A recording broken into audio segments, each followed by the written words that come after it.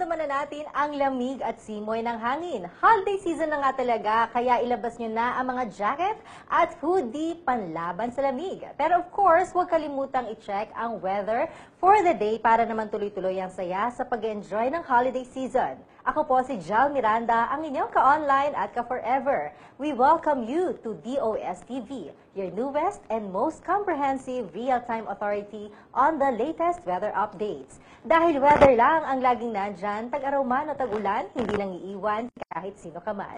Remember that folks, it's DOS-TV. Ang DOS-TV ay mapapanood ninyo Mondays to Fridays, 11 a.m. to 12 noon. Dito lang sa www.dostv.ph. At live na rin po tayo sa Facebook at facebook.com/DOSTVPH. Kaya makisabay na rin sa live streaming namin. And for today's episode, i-discuss po natin ang isang alternative urban mass transit na safe, convenient, economical, at environment-friendly. Alamin po kung ano yan later. Samantala, alamin na natin ang magiging weather for today to guide you in planning the day ahead. Heto ng ating Pag-asa correspondent. Kumusta po ang magiging lagay ng panahon?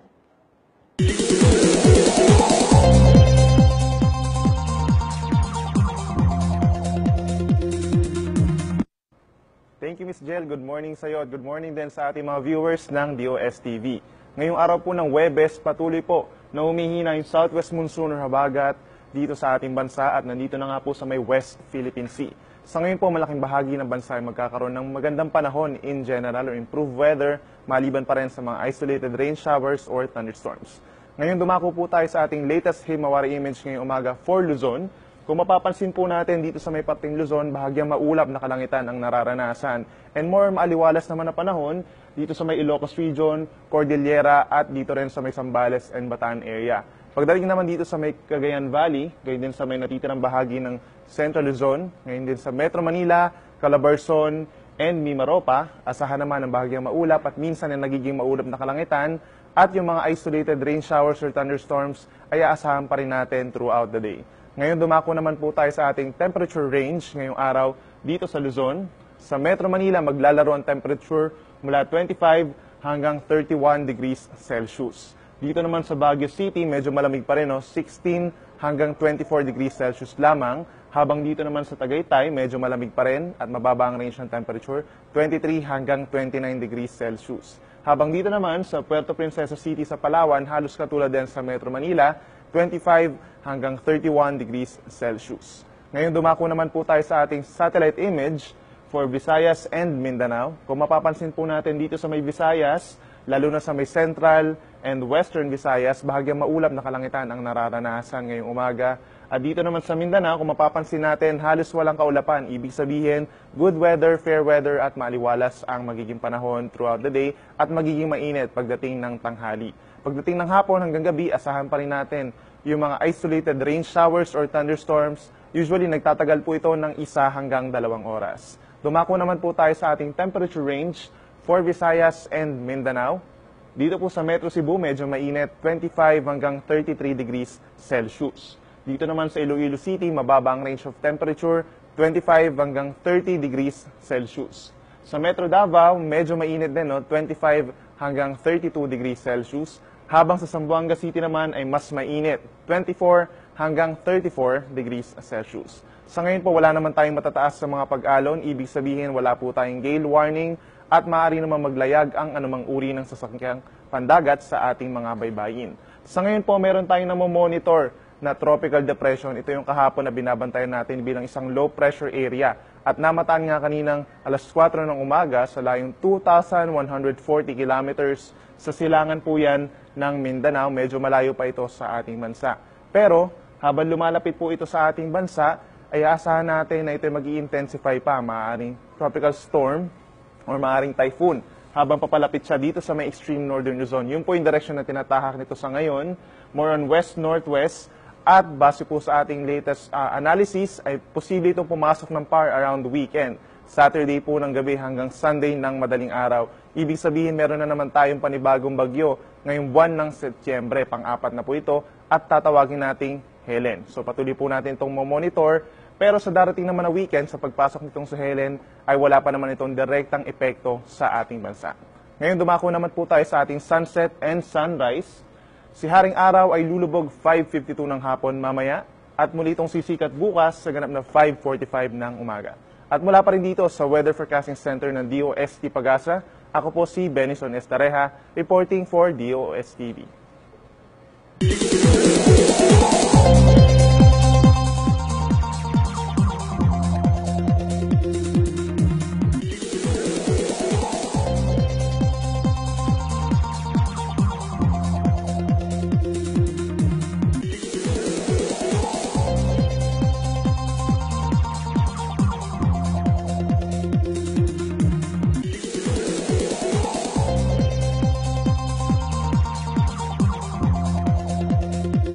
And for an exclusive content na dito nyo lang sa DOSTV makikita, here's our flood and water level advisory.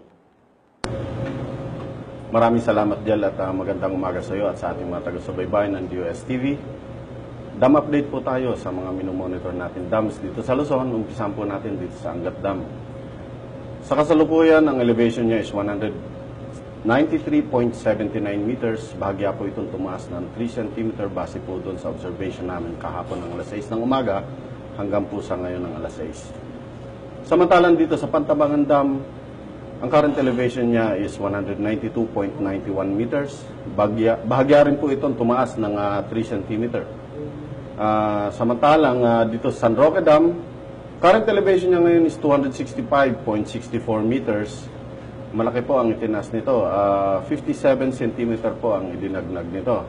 Samantalang sa Magat Dam, current elevation niya ngayon is 169.86 meters. Tumaas din po ito ng 77 cm. Base po doon sa observation namin kahapon ng alas 6 ng umaga. Samantalang yung mga binabantayan nating ilog dito nga sa buong Pilipinas, wala po tayong flood advisory. So wala po tayong pinangangambahang magkaroon po ng flash flooding within the river. So yan muna latest, Jel, at mula pa rin dito sa Pag-asa Flood Forecasting Center, Richard Orendain, nag-uulat.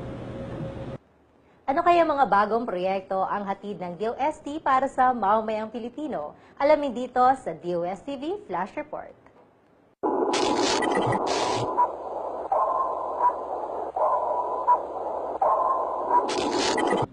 Sa Barangay Santo Niño sa Viraca, Tanduanes ay mayroong isang negosyong sumisikat dahil sa produktong pili. Ito ay ang Belen's pinatamis na pili at iba pa na pag-aari ng mag-asawang Evelyn at Salvador Bonifacio. Sa pagnenegosyo ay hindi nakaiwas ang mag-asawang Belen at Salvador sa mga problema dulot ng kawalan ng makabagong kagamitan at kakulangan sa trabahador. Subalit ang Belen's pinatamis na pili ay lalong umarangkada nang makakuha ng tulong mula sa Small Enterprise Technology Upgrading Program o SETUP ng Department of Science and Technology.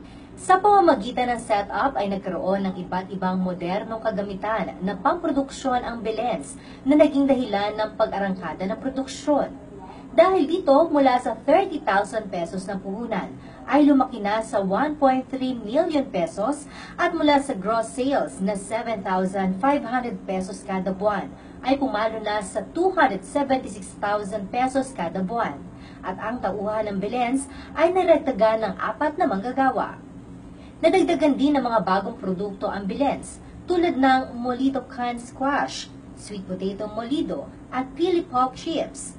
Sa kasalukuyan, ang Belen's pinatamis na pili ay nagpoproseso ng 20 to 100 kilos kada linggo ng pili kernel at 30 kilos kada linggo ng potato flour at iba pang sangkap. Sa kasalukuyan, ang Belen's pinatamis na pili at iba pa ay ang pinakamalaking producer ng pili products sa Catanduanes. Itinalaga din ng Small and Medium Enterprise Development Council ang Belen's bilang consolidator ng mga iba't ibang produktong gawa sa Catanduanes. Kaya sa sipag, tiyaga at tulong ng siyensya at teknolohiya, ang kalakal ay uunlad at ang buhay ng ating mga kababayan ay gaganda. Nicolo Jose, the owner of Studio 10, an art and design company which focuses on one-of-a-kind furniture pieces, large art projects, and crafted interiors, adopted the use of diesel-fired mobile lumber dryer fabricated by the Forest Products Research and Development Institute, an attached agency of the Department of Science and Technology.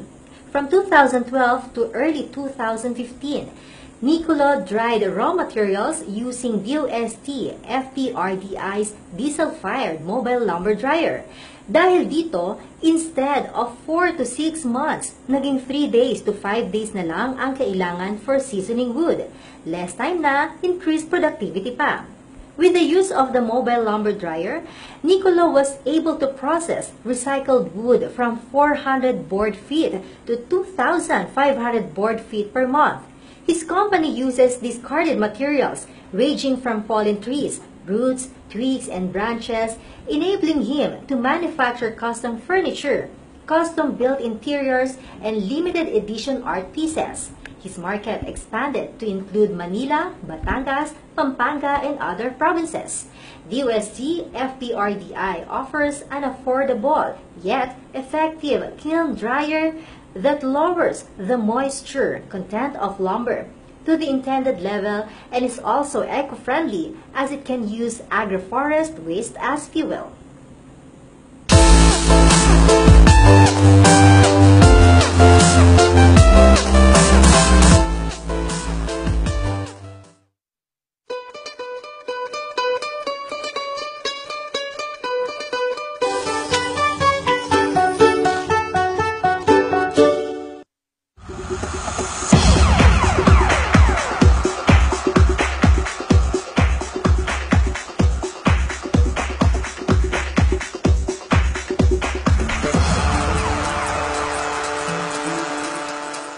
In this modern day and age, fashion designers and consumers alike are choosing to go natural.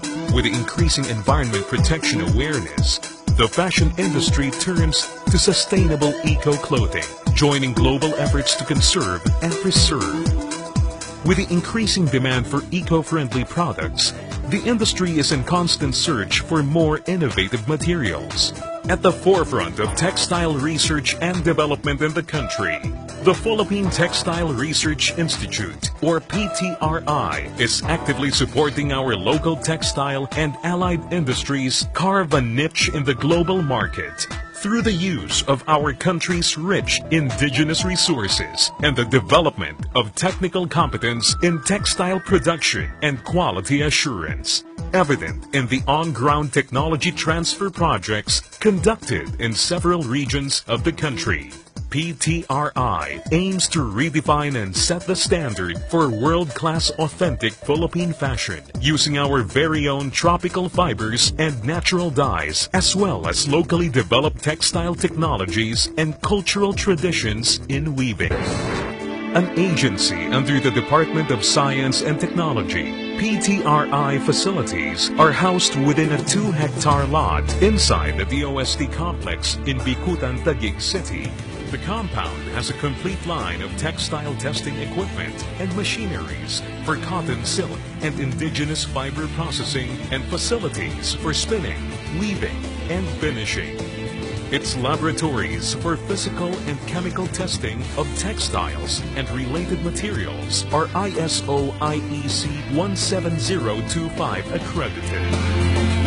PTRI researchers, chemists, and fabric specialists have gained trainings, accreditations, and certifications from various learning institutes and programs in Japan, South Korea, India, the United Kingdom, and Australia, among others. PTRI has established linkages with various government offices, such as Department of Trade and Industry, Department of Agriculture, Department of Environment and Natural Resources, and the Department of Public Works and Highways, as well as with the private sector and the academia.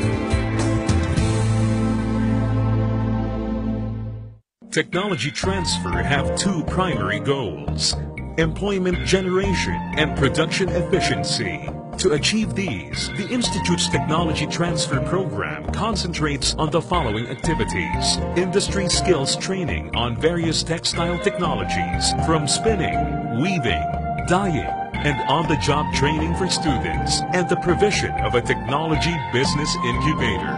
PTRI also offers services responding to their dynamic development requirements, including basic technical services on physical and chemical testing, textile processing and finishing, contract research, and science and technology consultancy. Professionals, students, representatives from both the private and the public sector, and other interested parties may also avail of tours of the Institute's various testing facilities and research laboratory. Through the judicious use of indigenous materials, otherwise considered as agricultural wastes, PTRI researchers were bestowed the Pag-asa Award during the 2011 Civil Service Commission search for outstanding public officials and employees.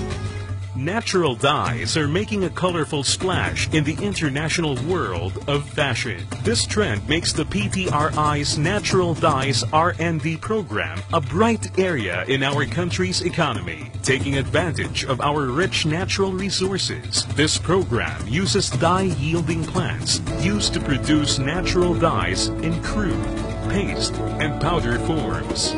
PTRI has identified and established 75 plant dye sources compiled into a 2-volume compendium, the Gampol. Less technical but also a fascinating reference on our natural dyes is the coffee table book Bahaghari, The Colors of the Philippines. Under the program, PTRI provided natural dyed barong to the SNT ministers of the ASEAN and naturally dyed gowns for the Miss Earth finalists. PTRI is actively in search of technologies to add value to our natural fibers, embarking on 5 new R&D programs, namely Bio-Nanofiber and Composite Technologies, Natural Nano Dyes and Pigment Technologies, Nano-Functional and Nano-Composite Finishing Technologies, Biofunctional Materials and Textile Technologies, and Green Colorants Materials and Processing Technologies. Using these advanced textile technologies, including nanotechnology for the development of intelligent and smart textiles to widen potential uses of textiles, not only for apparels, but also for industrial, medical, and cosmetic purposes. Responding to the specialized needs of garment companies and fashion designers, PTRI will also delve on customized processing of yarns and fabrics tailored fit to suit their particular requirements. The Institute's legacy on Philippine tropical fabrics, natural dyes, silkworm breeding, and textile development technologies and current research endeavors provides the key to a world of possibilities, not only for the fabric industry, but for other industries that may benefit from it, as PTRI paves the way to discover new, better, and alternative sources of natural fibers and dyes. A light of hope now sparks for an empowered Philippine textile industry. Once again, our country is about to lead the whole ASEAN region to reach further horizons. And every farmer, every weaver, every Filipino is soon to witness not only a revived fabric industry, but a flourishing textile economy. The Philippine Textile Research Institute, weaving the Filipino dream, clothing the Filipino spirit.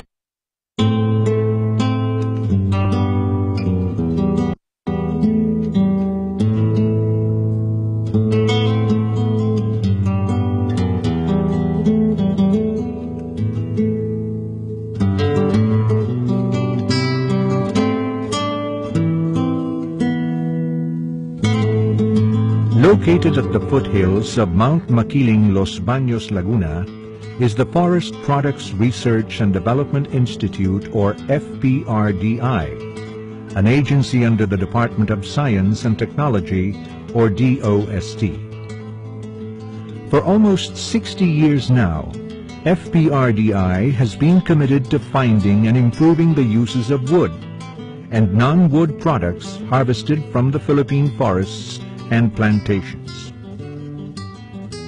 During the golden era of Philippine forestry in the 1960s through the mid-1970s, FPRDI's remarkable support to the large wood-based industries made it one of Asia's leading forestry research organizations. These industries included the country's top exporting sectors then: logs, lumber, pulp and paper, and veneer and plywood.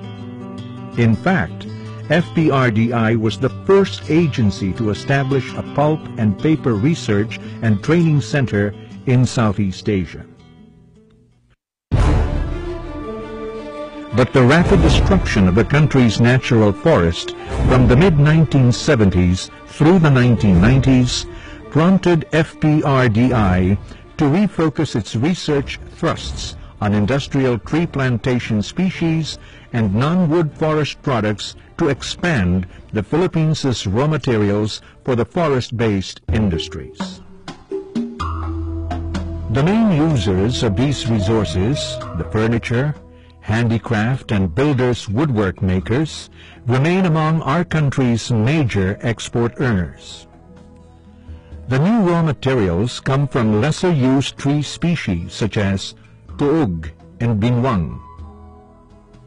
Industrial tree plantation species examples of which are Gemelina and mahogany.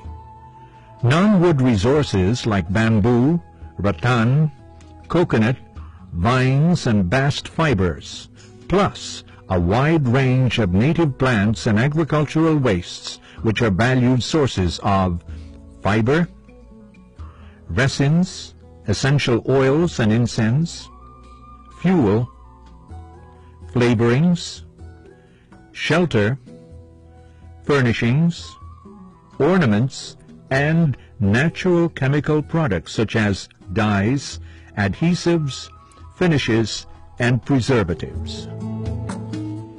Helping the forest-based industries means continuously finding ways to maximize usage of these alternative raw materials and processing them into high-value added products. Today, FPRDI is an ISO-accredited organization committed to its mandates of conducting research and development on wood and non-wood forest and related products, transferring technologies, and providing technical services and training on the processing and utilization of forest-based raw materials.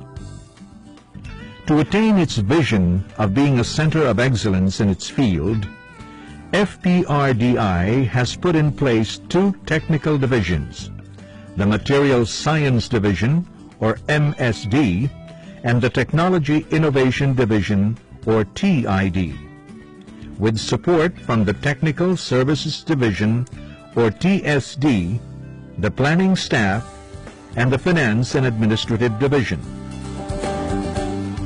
MSD studies the inherent properties of wood and non-wood forest products, their anatomy and botanical classification, their physical, mechanical, and chemical properties, their durability against wood-destroying pests such as termites and fungi, and their structural properties, or how suitable they are as affordable and eco-friendly construction materials.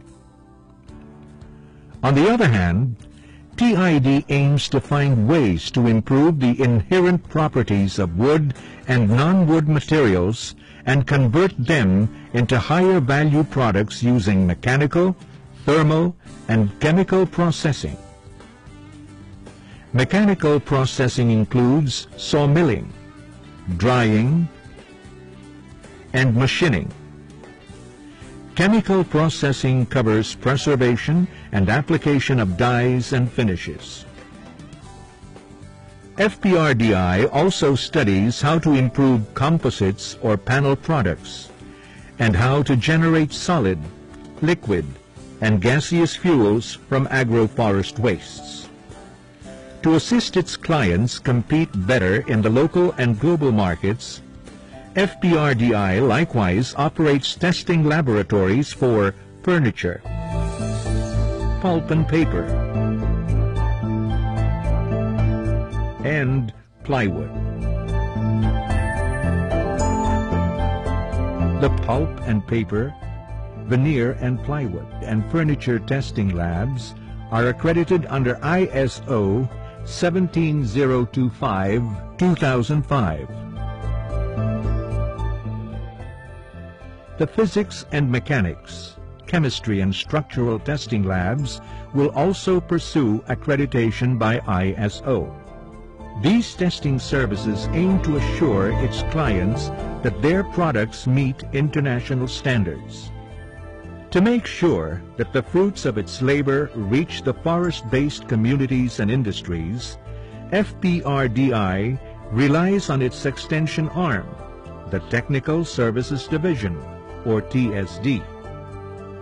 TSD assesses the impact of FPRDI installed technologies on the adopters and other beneficiaries, facilitates, monitors, and evaluates the technical and financial assistance packages given to clients, including manpower training, establishes the financial and market viability of FPRDI technologies, helps researchers protect their intellectual properties, and packages FPRDI information for varied client groups. Indeed, since its founding in 1957, FPRDI has helped write one success story after another among many beneficiaries of its technical assistance. The Dumalinao, Zamboanga del Sur-based Woodtech Builders is among the latest adopters of FPRDI's furnace-type lumber dryer, or FTLD. It first acquired a 25,000 board foot capacity FTLD in 2010, followed by a 40,000 board feet capacity unit in 2013 to meet the market demand for cone-dried wood products in Cebu and Zamboanga. Soon to be built is another dryer to complement the first two. Today, 90% of the solid panel doors, moldings, lumber, and other KD wood products produced by its factory are shipped to Cebu, which used to be the company's source of the same products pre-FTLD. Woodtech Builders has evolved into a multi-million enterprise with an annual gross sales of 13 million pesos. The wooden pallet industry can benefit from the Institute's furnace-type heat treatment facility, or FHTF. This can provide the heat needed to kill insects and other pests infesting wood packaging materials, or WPMs, such as wooden pallets. WPMs made of unprocessed wood are vulnerable to pest attacks and can introduce and spread pests from one country to another. Compared with methyl bromide, or MB fumigation, heat treatment using the FHTF is an ecologically safe way of obtaining the International Plant Protection Convention marks for WPMs. Heat treatment time is 5 hours, which will only cost 6 pesos and 68 centavos per pallet using a 10,000 board foot capacity FHTF, or 46% cheaper than MB fumigation.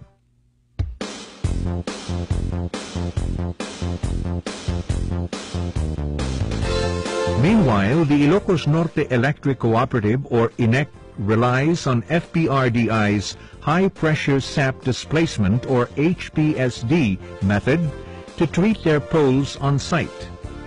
HPSD has shortened the waiting period for the poles, thus facilitating connection to the power grid in the province. With the available electricity, All barangays in Ilocos Norte now enjoy economic development and improved quality of life. The HPSD has also generated for INEC at least 22 million pesos in savings for pole treatment.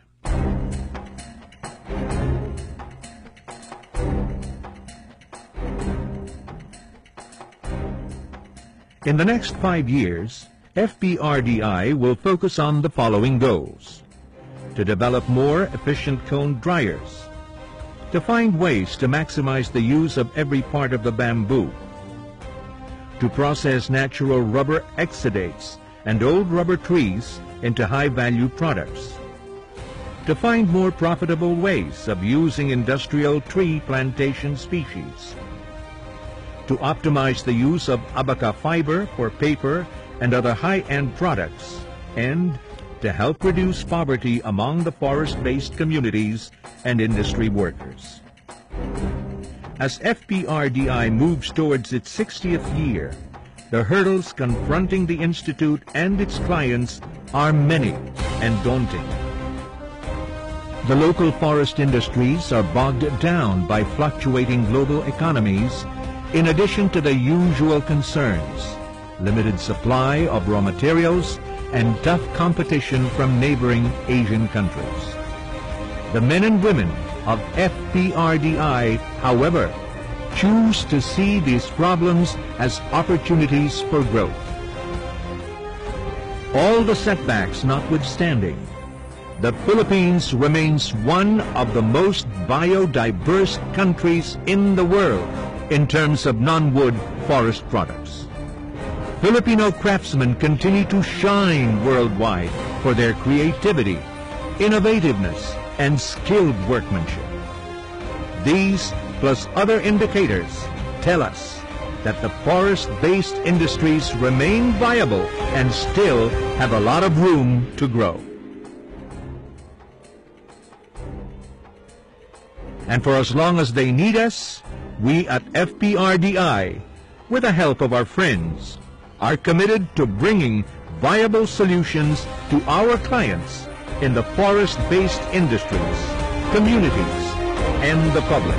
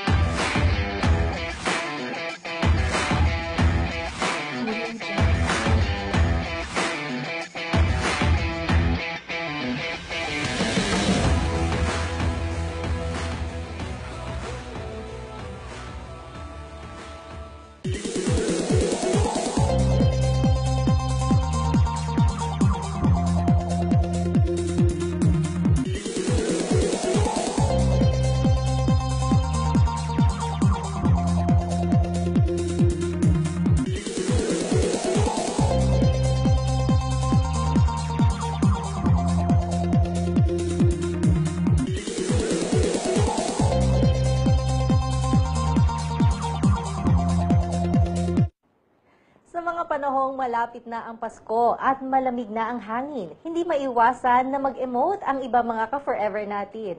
Kaya hindi nila mapigilan ang humugot. Ito ng ating mga nakalap na hugot panahon dito lang sa What's the Weather with You?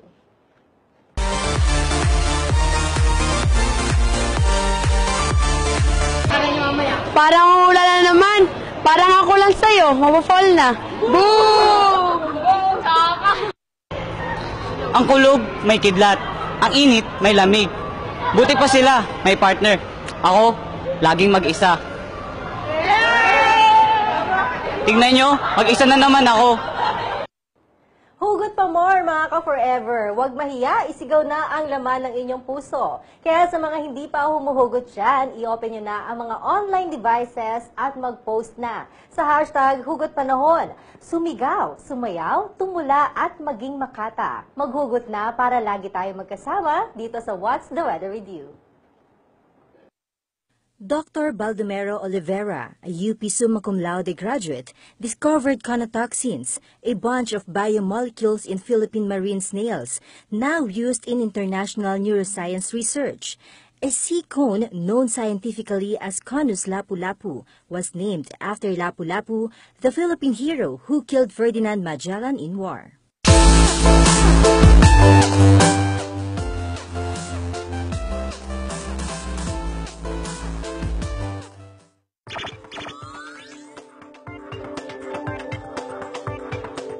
Metal products have become part of the everyday life. Ornamental irons, signs and letterings, intricate art disc designs, and many more. These crafts require skill, expertise, and imagination to create, but they can also be tedious to produce one by hand. The foreign market introduced the computer numerical control, or the CNC plasma cutter, to the world to bring mass production of the metal crafts. It has entered into the landscape of the Philippine metal industry. Recently, the Philippine Department of Science and Technology Metal Industry Research and Development Center, or DOST-MIRDC, successfully produced a locally made CNC plasma cutter. The machine building project is a promotion of the local machine building capability of the local industry. We're trying to promote that sophisticated machines such as CNC plasma cutter machine can already be found in the local industry. As part of the project, we went through a series of investigation, benchmarking from different types or brands existing in the foreign market. We benchmarked different sheet metal fabrication shop using foreign CNC plasma cutter machine. From simple designs to intricate curves, the CNC plasma cutter produces smooth cut of metals. It ensures precision and refined artistry. Having to acquire a CNC plasma cutting machine is a good investment. This machine will bring you higher productivity and versatility in your cutting operation, and as well as safety for your operators.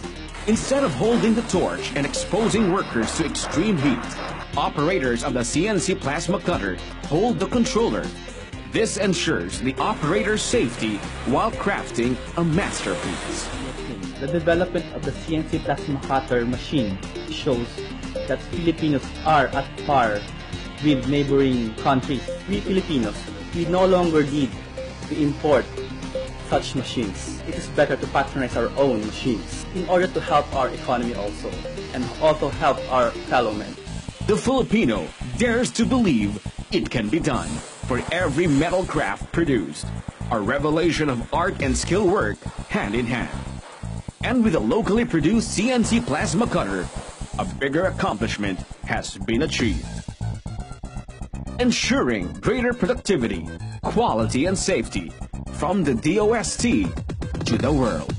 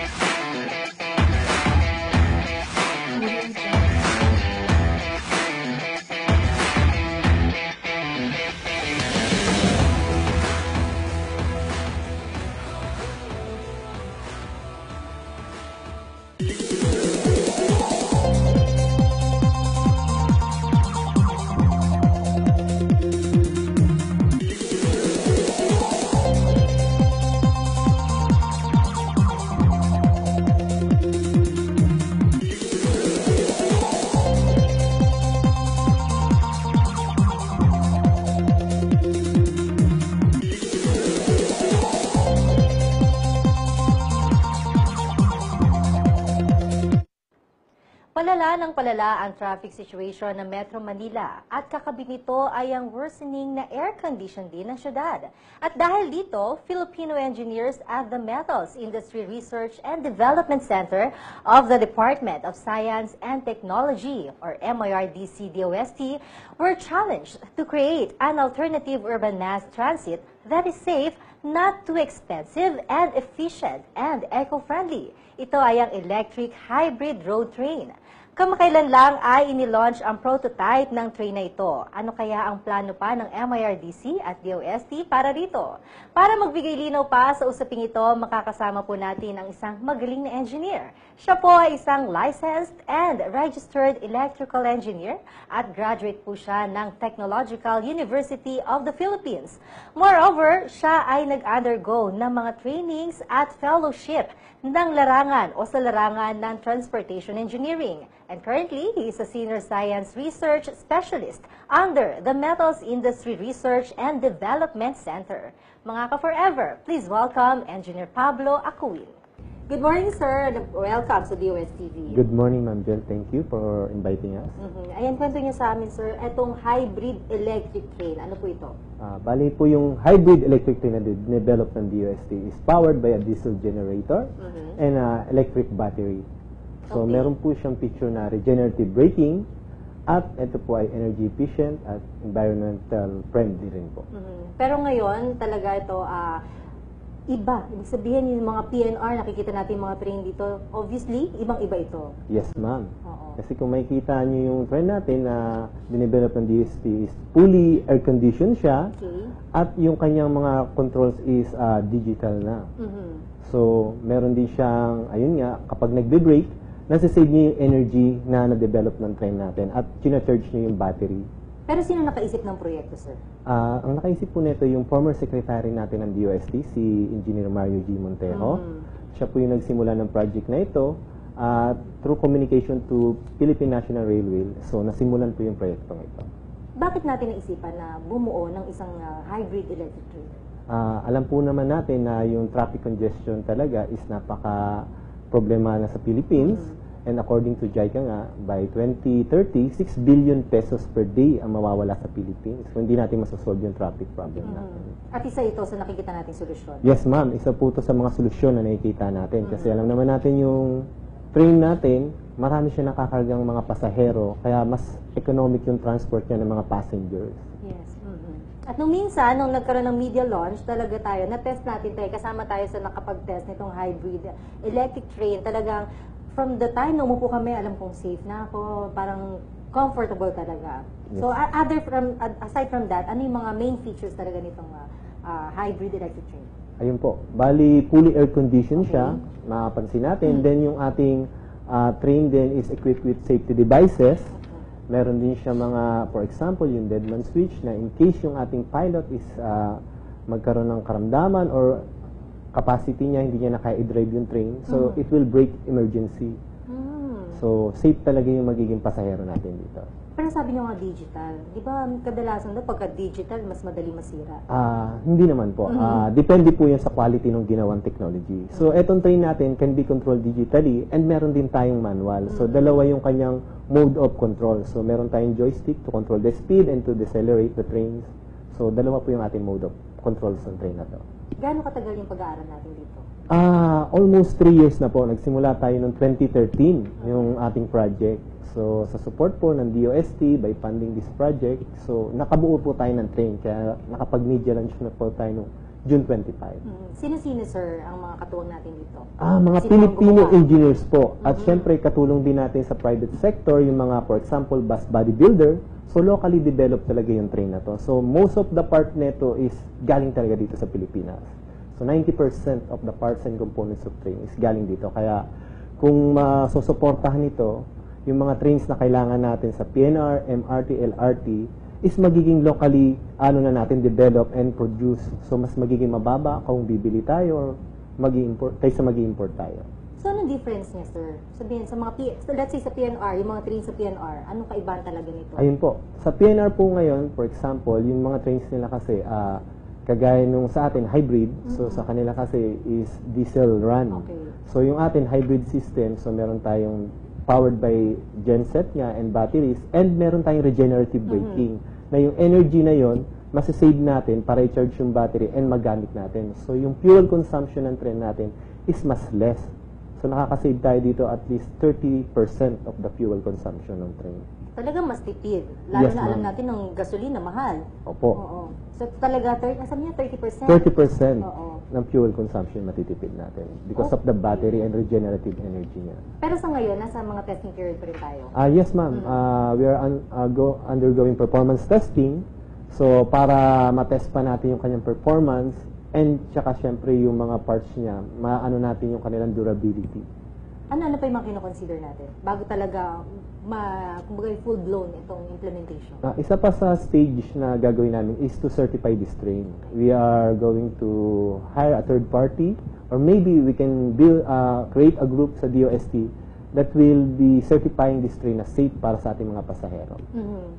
At saka yung mga materyales, talagang dito ba? Gawang Pinoy yan? Lahat ng mga materyales, components? 90% po, ma'am, is talagang available at gawa sa Pilipinas. So, yung 10%, for example, yung bogie niya is in-import pa natin kasi ngayon yung demand sa forging ng bogie parts ng train is less kaya hindi natin dito nagagawa pa. Oo. Pero yung deployment, saan nyo ilalagay? Sa PNR pa po rin? talaga siya. Ngayon, Okay. sa PNR siya dinevelop, sa PNR rail siya gagamitin para talaga sa PNR passenger siya.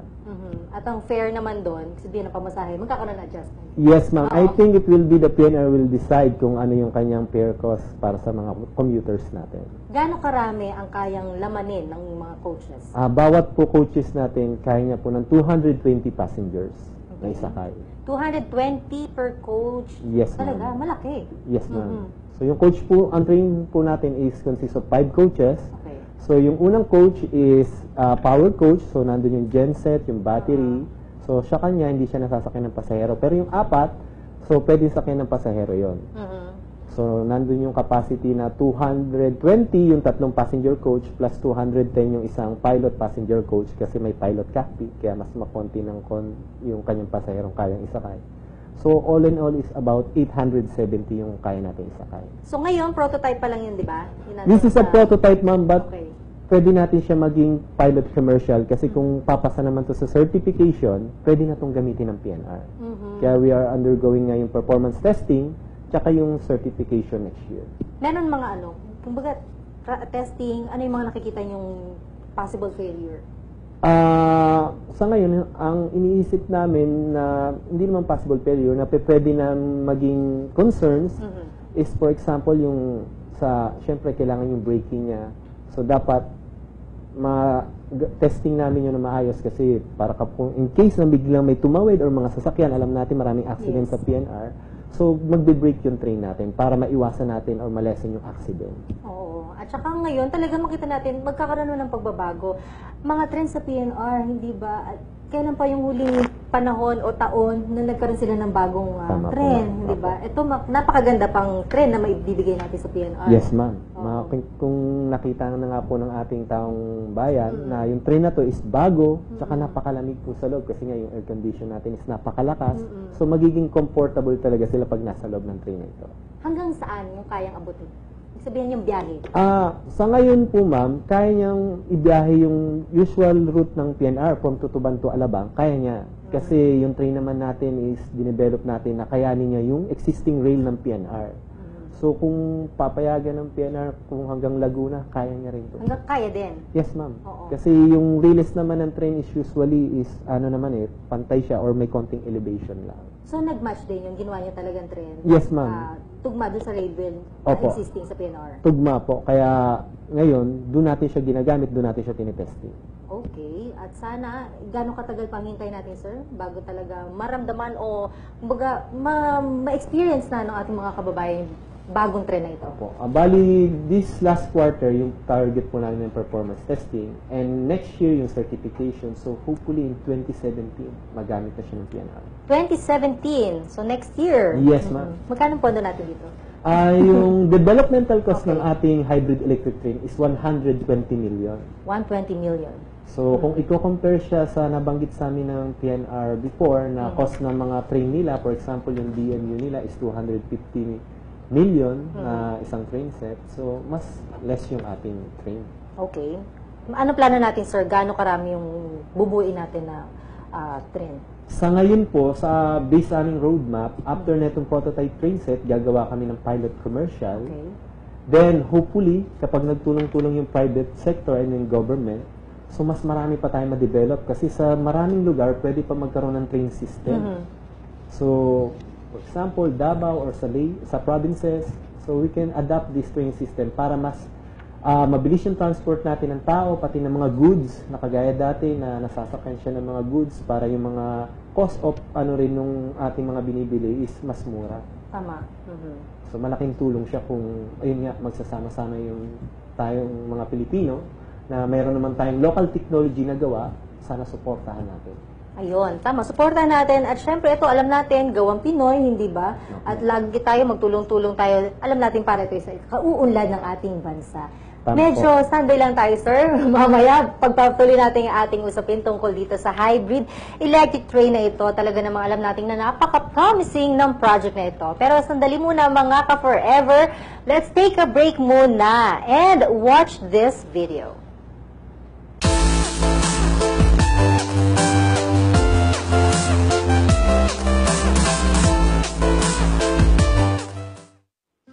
Meet Mark. Mark plans to seek his luck and work abroad. Because of that, he will be needing to get his passport, NBI clearance, NSO, and medical certificate.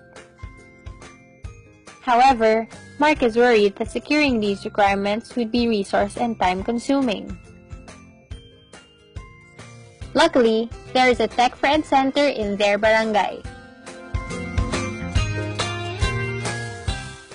Now, Mark is enjoying the comfort of applying for his NBI clearance, NSO certificate, and passport in the barangay's Tech for Ed Center. And we're back, mga ka-forever. Tuloy pa rin po natin ang ating interview tungkol sa electric hybrid road train. Kasama pa rin, of course, si Engineer Pablo Acuin. And sir, kwentuhan niyo pa kami, gaano kabilis ba itong hybrid electric train na ito? Yung train po natin can run to 60 kilometers. Yung kanyang operating speed and yung kanyang maximum speed is 80 kph. Okay. Gaano kalaki? Yung train po natin is 12 meters and 2.85 meters yung kanyang width. Bali, kaya naging ganun yung kanyang dimension. Pinattern po natin to sa mga existing bus dimension para madali natin ma-develop and syempre makatulong din tayo sa ekonomiya ng Pilipinas kasi yung nabibigyan natin ng trabaho yung mga Pilipino. So, yun yung naitutulong din ng project na ito. Talaga mabibigyan natin ng trabaho yung mga Pilipino. Yes, ma'am. Mainly, yung concern natin talaga, Pinoy pa rin. Opo. Pero, paano magiging, sabihin, ang dami ng mga proyekto na sinasabing solusyon daw sa problema sa trapiko. Anong uniqueness nitong project na ito? Talagang na alam natin makakatulong sa traffic. Yun. Based po sa experience natin, kasi alam po natin yung mga roads natin, for example, yung EDSA, napaka-congested niya, kaya kapag napaka-traffic, pag rush hour, hindi kagaya ng railway ng PNR. So, meron siyang dedicated lane, tapos yung takbo natin dito is pwede nga mabilis. So, yung ating na-develop na train, kung mas marami pa tayong magagawa, mas marami siya madaling maililipat ng mga pasahero or mga goods para malesen nga natin yung traffic na nadudulot ng mga volume na sasakyan. Kasi rito, isa lang yung dumadaan na vehicle mo or yung train mo, tapos napakaraming pasahero yung kaya mong dalhin. Compare sa MRT, LRT, gaano pa kabilis ang MRT? I think they can also run like that, yung mga 60 kph and 80 yung max. So, ang pinaka-difference lang nito kasi talaga, yung sa ating dinevelop na train, syempre, nung kinoncept natin yan, inisip din natin yung energy. Yes. Paano ba tayo makakatipid sa fuel consumption? So, nagkaroon tayo ng hybrid system para yung battery can help run yung train natin and dinagdag natin yung regenerative system niya. Para yung braking niya hindi nasasayang, yung energy na harness natin at i-charge natin sa battery na pwede rin natin gamitin para patakbuhin yung train natin. Ano yung mga challenges when it comes to this project? Ano yung mga kinaharap ninyong mga challenges tungkol dito sa hybrid electric train? Ayun, ma'am. So, yung mga challenges, syempre, sa pag-develop ng train ito. Sa simula, nahirapan kaming humanap ng mga partners. Kasi, syempre, mga private sectors, hindi sila ganun kaano sa mga R&D projects. So, niisip nila, baka masyadong maraming changes ang gagawin dyan, hindi sila mamit yung kanilang kita. So, talagang dun sa simula, nahirapan kami. But, dahil sa suporta ng ating government, so, we found partners talaga na makakatulong, and hanggang ngayon, they are supporting us para dun sa mga kailangan namin na, for example, may mga maintenance or changes kaming gustong pagawa, they help us na ma-develop tong train. So, parang partners na rin natin sila sa R&D. Paano hina-handle yung issues na sinasabi nila na hindi naman ito, kumbaga hindi ito akma or suit sa Metro Manila? Sa atin naman po, makikita naman natin sa ngayon kung yung train natin, sa dami ng gustong sumakay, makikita natin siksikan talaga yung tao. So, meron demand. Since kulang lang talaga yung train ng ating PNR, so we just need na dagdagan yung mga train na yon para yung mga pasahero hindi magsiksikan at syempre malesen din natin yung kanyang gap ng travel ng train or operation para yung mga tao hindi rin nagtatagal doon sa isang lugar. So, kung titignan natin, akma siya kasi yung mass transport talaga, isa yan sa mga solusyon para mabawasan yung traffic problem. Sa ngayon, existing of course ang MRT, LRT. Ngayon, ang hybrid electric train, ang biyahe nito, Tutuban to Alabang. Yes, ma'am. May possibility ba na along EDSA na magkaroon din ng ganitong train? Based naman sa aming mga meetings with our Department of Transportation, so may iba silang project kasi for example sa EDSA. Okay. Pero yung train system na ito, nakikita nila, for example, i-expand nila yung sa North Rail. So pwede yan from Caloocan to Bulacan, to Clark, pwede maglagay sa Davao. So yung mga area na yun na wala pang rail system, pwedeng lagyan. Kasi pag nalagyan natin yan, mas mabilis yung transportation nga natin ng mga tao. So, yung volume ng vehicle, mas nababawasan sa mga lugar na yun. Ano yung probability? Possibility na ito magkaroon ng katuparan. Itong mga, alam natin ang ganda ng mga kumbaga ideal, yung mga plano, etc. Pero yung, kumbaga yung realidad na ito maipatupad talaga. Ayun. Ang kagandahan po talaga na nandito tayo sa government, na-involve tayo sa iba't ibang departamento ng mga plans nila. So, even sila, ini-invite kami para kung etong project na na-develop ba ng DOST is aakma doon. Yes. So, marami silang options na pwedeng gamitin. Kasi pwedeng yung road train namin na project na hybrid electric road train, na train na nasa kalsada, pwede rin siyang options. So, kung merong mga kalsada na dyan na pwedeng daanan, so pwede siyang options. Pero kung may relays naman na pwedeng daanan, so pwede rin itong hybrid electric train. Okay. So, ang dami natin pwedeng solusyon. And other project namin, for example, yung EGT, so it can also help kasi pwede siyang feeder system or siya na mismo yung mass transportation na gagamitin para yung mga tao sa isang lugar mabilis mailipat at syempre mas mura yung nagiging fare nila or pamasahe. Kasi mas maliit habang mas dumadami yung nililipat. At saka isa yun talaga, alam mo yung iiwasan mo talaga yung traffic hindi ba? Yung minsan Tama Google ka kahit na napakaagang umalis ng bahay, Yes, ma'am. mag-aabang ka ng masasakyan, Tama late po. ka pa rin darating sa trabaho. Yun ang iniwasan natin kasi yung traffic talaga, yung cost of time mo, ang dami mo sana magagawa, nasasayang. Totoo. So, yun yung sana ma-solve na natin kasi nagiging parang negative sa Philippines Pati yung mga investors, siyempre nagdadalawang isip kasi paano sila mag-invest sa isang country na yung isang traffic problem hindi na ma-solve. Tama yun. Kasi imagine mo yung mga turista, ayaw na nilang pumunta ng Pilipinas kasi alam lagi nila pag sabi yung Pilipinas, traffic. Yes, ma'am. So, yun yung nagiging hindrance para mas maging ma-develop pa yung Philippines. At ito bang proyekto na ito masasabi natin, kumbaga makakasabay tayo sa global competitiveness? Ang mga train natin is kayang tumapat sa mga existing commercial trains. Kasi talagang dinevelop natin to na maging safe siya and yung mga features na comfortable yung pasahero, kaya niya rin. Kasi nga, full air condition to, yung mga safety devices na required is nandoon din.